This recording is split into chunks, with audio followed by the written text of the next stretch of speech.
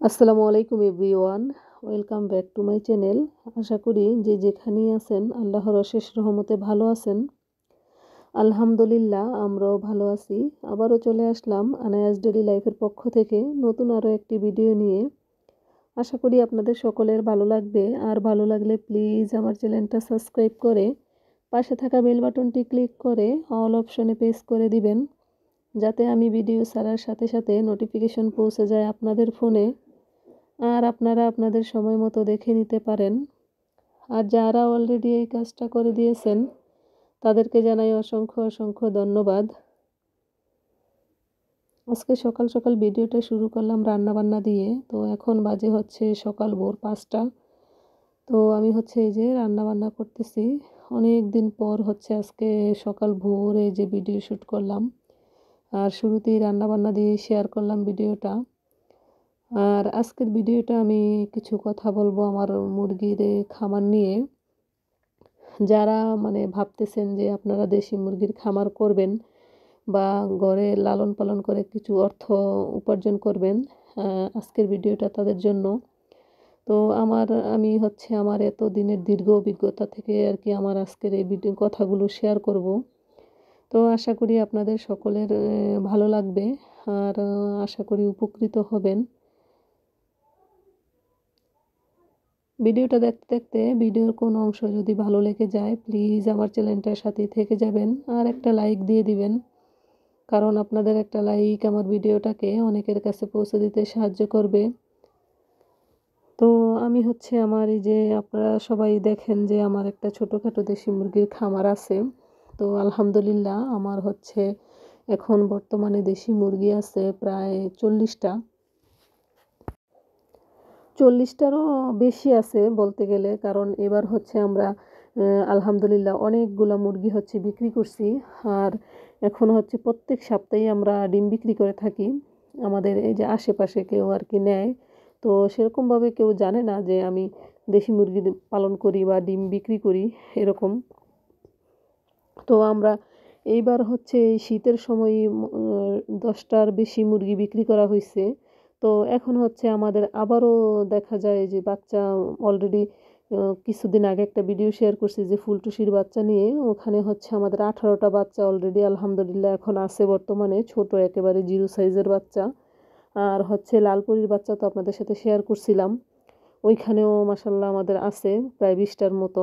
2টা শুধু মারা গেছে আর বাকিগুলা কিন্তু আছে।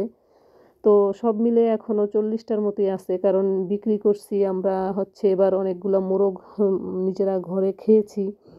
তো সব মিলিয়ে এখনও 40টার মতো আছে আর কি।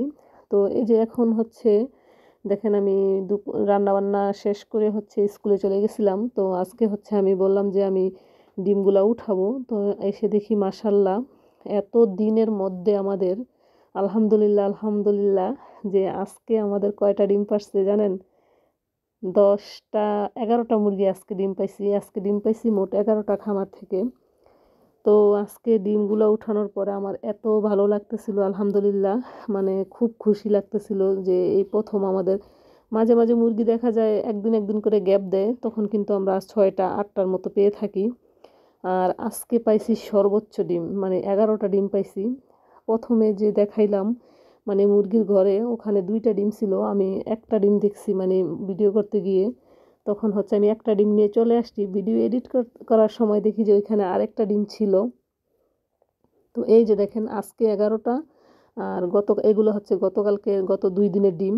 তো আলহামদুলিল্লাহ আমাদের যদি কেউ চিন্তা করেন যে দেশি মুরগি পালন করে আপনারা আপনাদের পারিবারিক চাহিদা, ডিমের চাহিদা, মাংসের চাহিদা এবং পাশাপাশি কিছু অর্থ উপার্জন করবেন, তো আমি বলবো যে আপনারা চোখ বন্ধ করে করতে পারেন। আলহামদুলিল্লাহ আশা করি নিরাশ হবেন না। তো কিন্তু এর মধ্যে কিছু কথা আছে, সেটা যে আপনাকে ওদেরকে আগে বুঝতে হবে। প্রথমেই একেবারেই শুরুতেই বেশি দিয়ে শুরু করার কোনো দরকার নেই। আমি কিন্তু শুরু করছিলাম মাত্র 7টা মুরগি দিয়ে।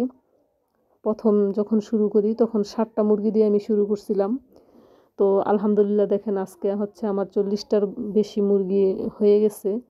তো আপনারা এভাবে শুরু করতে অল্প দিয়ে শুরু করেন, দেখা যায় 3টা 4টা দিয়েও শুরু করতে পারেন, যারা ইচ্ছা আছে করবেন তাদেরকে বলতেছি।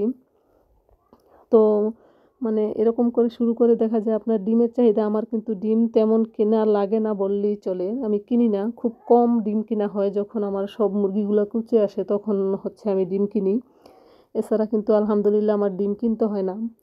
আর এই যে আজকে হচ্ছে আমি ভিডিও রিলেটেড কোনো কথাই বলতেছি না, মানে এখন হচ্ছে এই যে আমি আজকে অনেক দিন পরে হচ্ছে একটু পুডিং তৈরি করব আর কেক বানাবো। তো এখন আমি এই যে আমাদের মুরগির ডিম অলরেডি বিক্রি করে দেওয়া হয়েছে। তো ঘরে হচ্ছে আমার অল্প ডিম ছিল, ওগুলা দিয়ে আমি সকালে ভিডিওতে দেখলেন আপনারা কুরমা রান্না করছিলাম।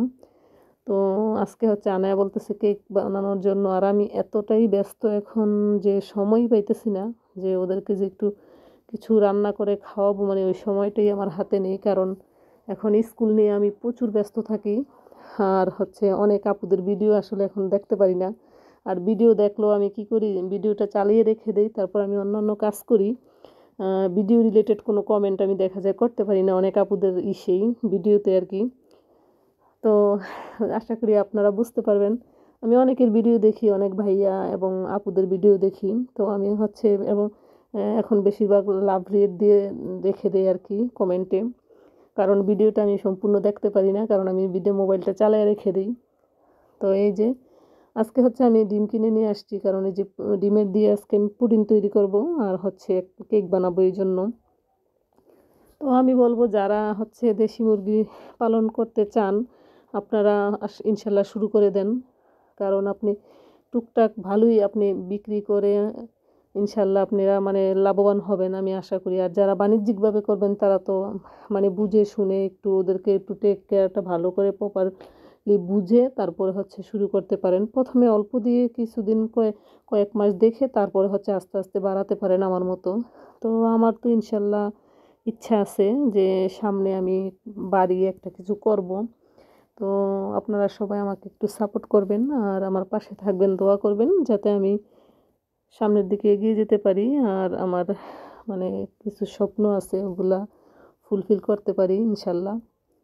তো এখানে হচ্ছে এই যে আমি এখন দুধটা 1 কেজি পরিমাণ দুধকে ঘন করে জাল করে এই যে এখন পুডিংয়ের জন্য আর কি দুধটা ঠান্ডা হয়ে গেছে, হালকা কুসুম আছে, গরম আছে। তো এই যে এখন ডিম দিয়ে দিলাম, আর এটা ভালো করে। আর আমার হচ্ছে পুডিংটা একেবারে সুন্দর হয় না, মানে পারফেক্ট হয় না, এটা কেন আমি বুঝি না। যতবারই তৈরি করছি মানে একেবারে পারফেক্টলি আমার মন মতো কোনো সময় হয় না।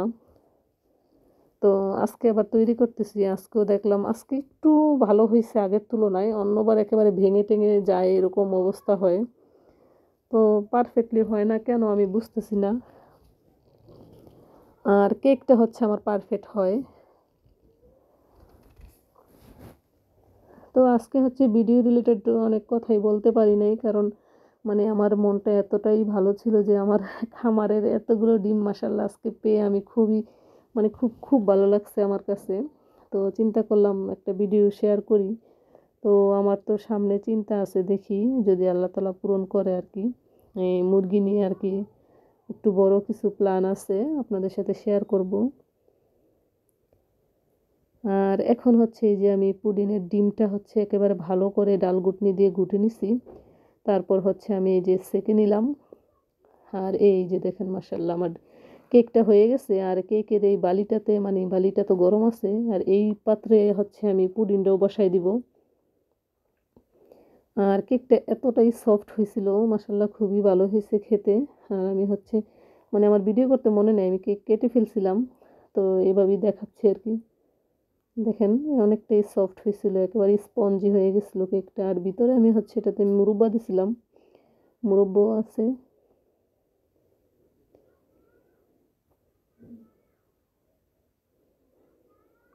আর এখন হচ্ছে আমার এই যে পুডিংটা বসাই দিছি, পুডিংটা হইতে অনেকটাই সময় লাগছে, কারণ চুলাটা আমি একেবারে অল্প আঁচে দিয়ে মানে ঢেকে দিছিলাম।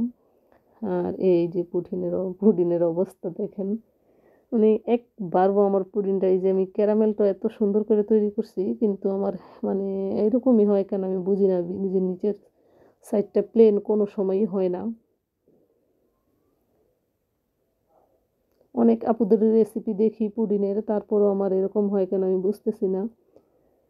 তো দেখি আবার ট্রাই করতে থাকি, কোনো এক সময় ভালো হবে ইনশাল্লাহ। আর আপনারা সকলে ভালো থাকবেন, সুস্থ থাকবেন, আমাদের জন্য দোয়া করবেন। আপনাদের জন্য দোয়া করি। আসসালামু আলাইকুম, আল্লাহ হাফেজ।